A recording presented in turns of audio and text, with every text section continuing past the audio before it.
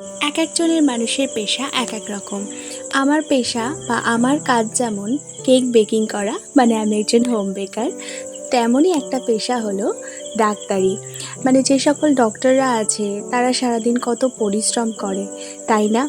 আজ সেরকমই একটা কেক বানাচ্ছি, ডক্টর থিম কেক। এই কেকটার মধ্যে অনেকটা ফন্ডেন্টের কাজ ছিল, মানে কেকটা সেমি ফন্ডেন্টের ছিল।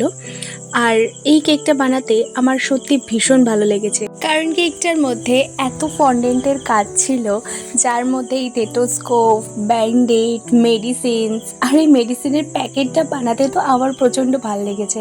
প্রত্যেকটা ফন্ডেন্ট টপার বানানো সব থেকে ইজি ছিল।